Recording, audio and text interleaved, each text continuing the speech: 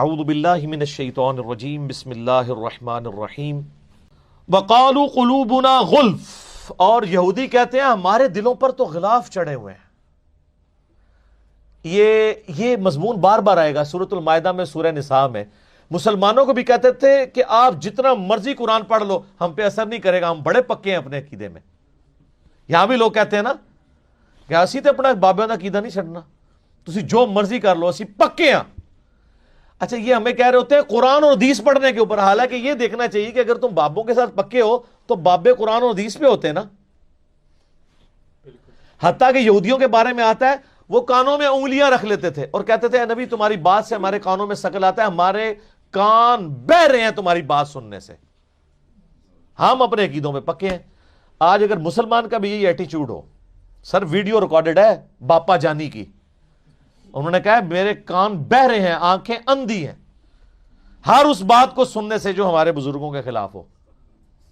سر حالانکہ یہ ایسا نہیں ہے، وہ بہرے نہیں ہے، وہ قرآن میں ہے صم بکم عمی فہم لا یرجعون۔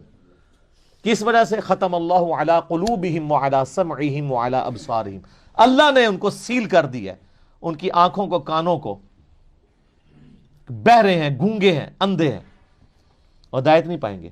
تو یہ یہودی بھی یہی کہتے تھے کہ ایسا جو تم نے کرنا ہے نا کر لو، ہمارے دل پہ غلاف ہے، اتنا مضبوط ہے ہمارا دل ہے، یعنی تو جو مرضی معقول بات بھی کر رہا ہے نا ہم تب بھی اپنا عقیدہ نہیں چھوڑیں گے۔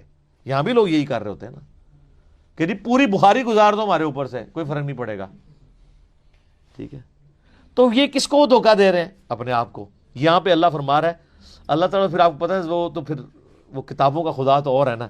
جب انہوں نے کہا ہمارے دل پہ غلاف ہے، اللہ نے کہا بل لعنہم اللہ بکفرہم، یہ لعنت ہے تمہارے دل کے اوپر پڑی ہوئی تمہارے کفر کے سبب، انکار کرنے کے سبب۔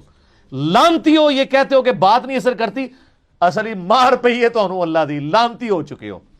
ویسے تو ہمیں بھی یہی کہنا چاہیے، جو کہتے ہیں نا پوری بخاری قرآن بھی پڑھ لو ہم پہ اثر نہیں ہونا، ہمیں بھی یہی کہنا چاہیے اللہ کی سنت پہ عمل کرتے ہوئے کہ لعنت پڑ گئی تمہارے اوپر۔ لیکن ہم بڑی سافٹ سی لینگویج میں کہتے ہیں کیا کہ مرنے سے پہلے ہے مسلمان کر لے اس پہ غور، کتابوں کا خدا اور ہے، بابوں کا خدا اور اللہ تعالیٰ فرما رہا ہے کہ یہ کہتے ہیں نا ہم پہ کوئی بات اثر نہیں کرتی، تو یہ لعنت کی وجہ سے ہوا ہے۔ ہونا تو چاہیے کہ تم پہ معقول بات کا اثر ہو، تو تمہیں تو پریشان ہو جانا چاہیے کہ تم پوائنٹ آف نو ریٹرن پہ، یہ یعنی تھرڈ سٹیج کا کینسر تمہیں ہو چکا ہے روحانی، یہ تو تم اپنی خود برائی بیان کر رہے ہو، یہ اچھائی تو نہیں ہے۔